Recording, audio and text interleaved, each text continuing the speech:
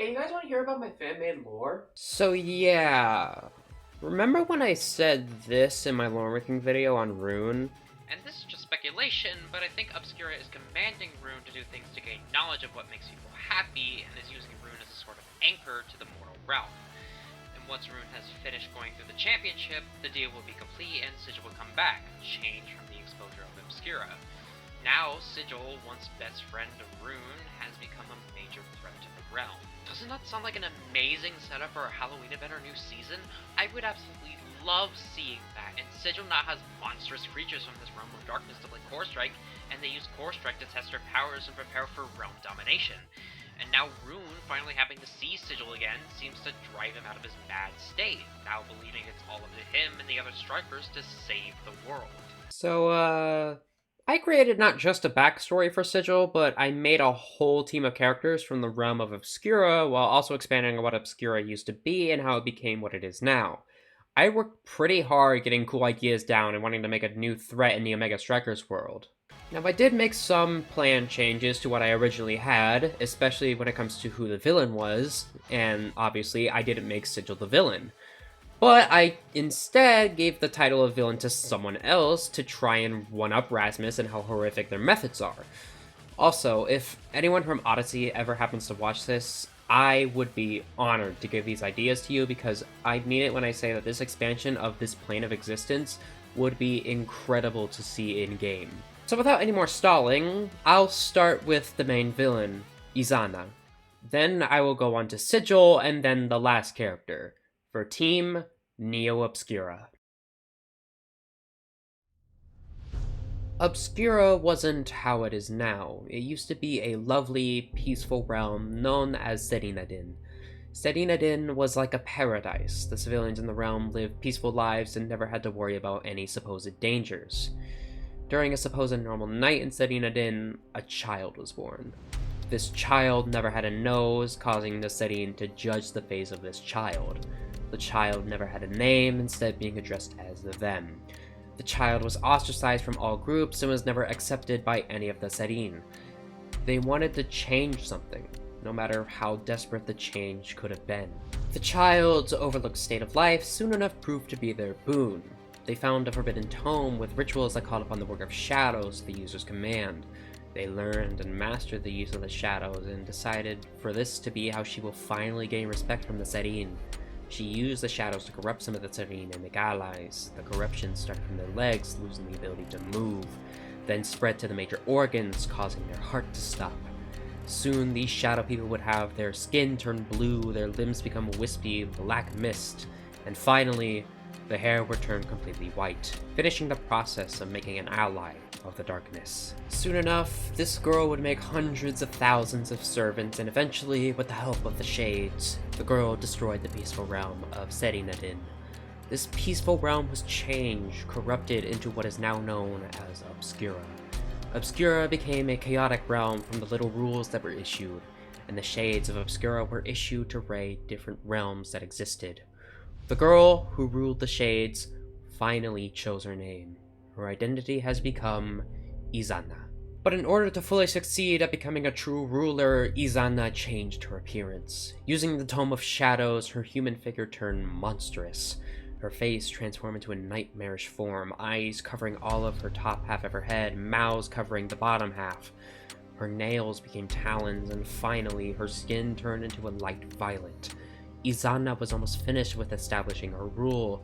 She used all of the magic she learned to turn the tome into a religious collection of text.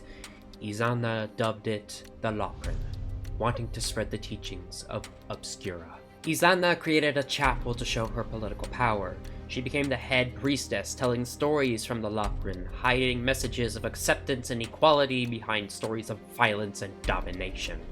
The Shades finally had their own free will, choosing to follow the text of the Loprin and build their own army for realm invasions. Izana led hundreds of thousands of prayers, constantly manipulating the ignorant, faithful Shades.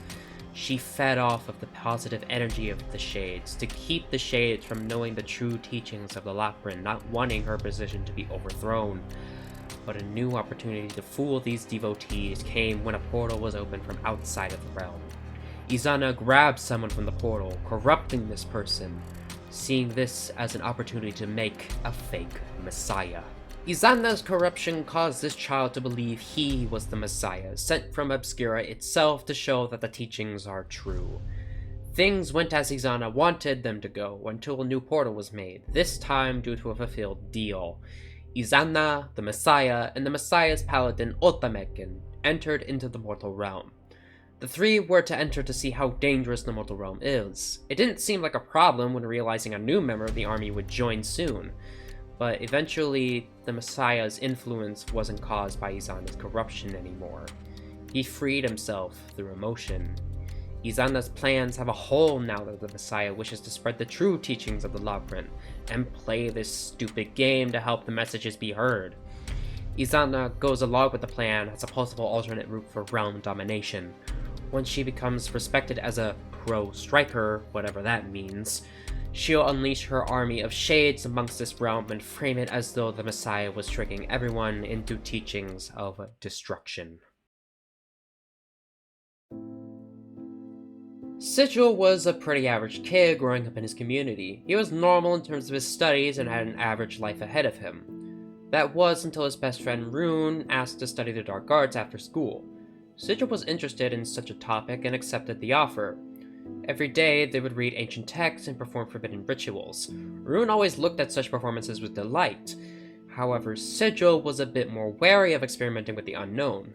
Sigil never built the confidence to tell Rune how afraid he was of performing such radical rituals. He went along with them just to keep Rune company and keep him happy. This anxiousness is unfortunately what caused Sigil's downfall. One day, after school, Rune summoned a ruthless force from a realm known as Obscura. It rushed forward and enveloped Sigil in darkness. He tried screaming out to Rune, telling him to stop the ritual and save him, but it was too late. Before he knew it, Sigil vanished into the realm of shadows.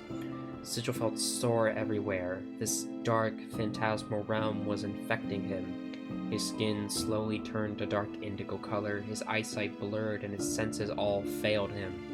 The last thing he saw was a woman in dark priest clothes, with hands that had talons for nails. Within what had to have been several hours of unconsciousness, Sigil awoke. He seemed to be inside of a holy building, but there was nothing pure about it. He pondered where he was, but soon he started to talk. His voice, manipulated by something or someone, stated the terms of a deal with Rune. Rune accepted such a deal to return Sigil by doing as Obscura commanded, while succumbing to the madness using the powers gifted to him. Sigil turned to see who or what was commanding him to say such horrid things. It turned out to be the same priestess who found him lying unconscious. She uncloaked her head, revealing a form only possibly made through nightmares.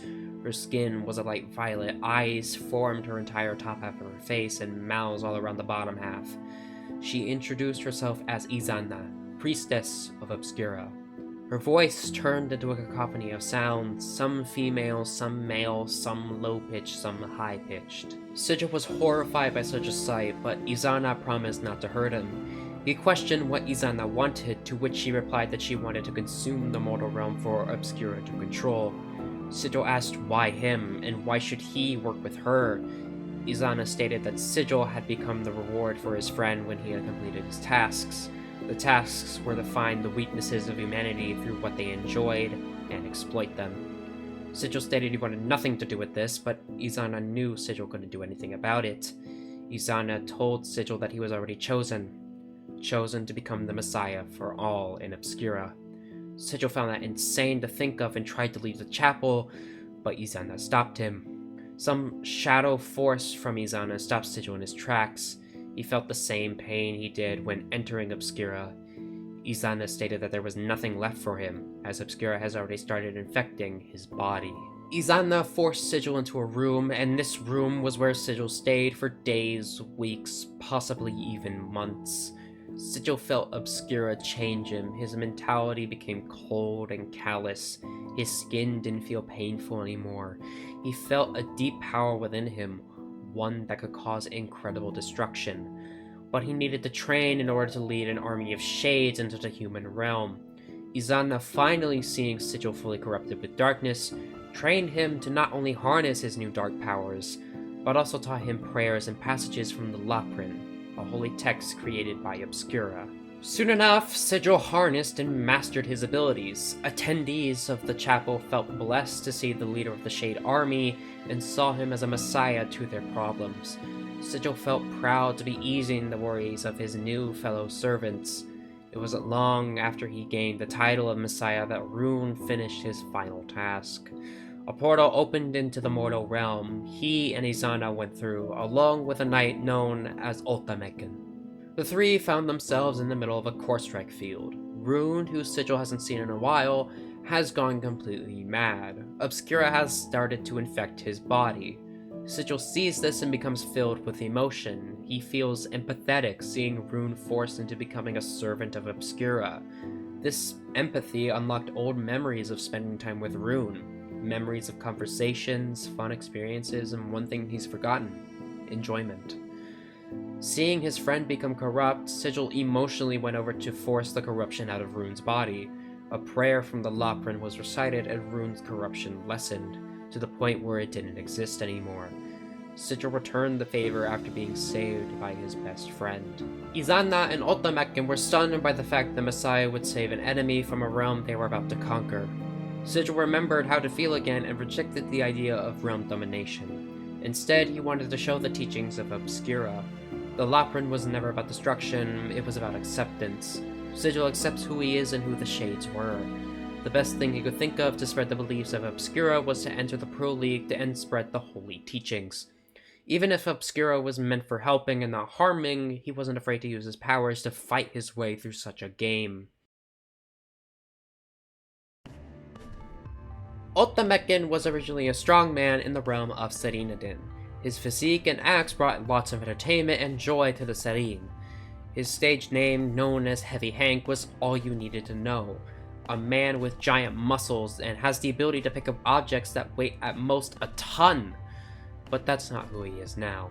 Soon the lovely, joyful realm of Serinadin was destroyed. It became the realm of shadows, Obscura. Hank wasn't immune to the transformation of becoming a Shade. Becoming a Shade made the already strong Hank a powerhouse. He could punch a heavy, structured plate of steel in half. Hank knew he could be more than some entertainer. Hank signed to join the special forces of Obscura, known as the Realm Reducers. Hank's strength and reflexes gave him the honorable ranking of a paladin, and with this title came their new name, the name of Ultamekin, meaning enforcement. Ultamekin led many of Obscura's raids amongst the other realms. Their strength alone could take on hundreds of enemy forces. These raids often ended with absolute demolition. Thousands of bodies lay dead to become shades for the realm. Yet with all this power Ultamekin had, they didn't feel it fair. It wasn't honorable to fight with such strength and topple realms with such ease.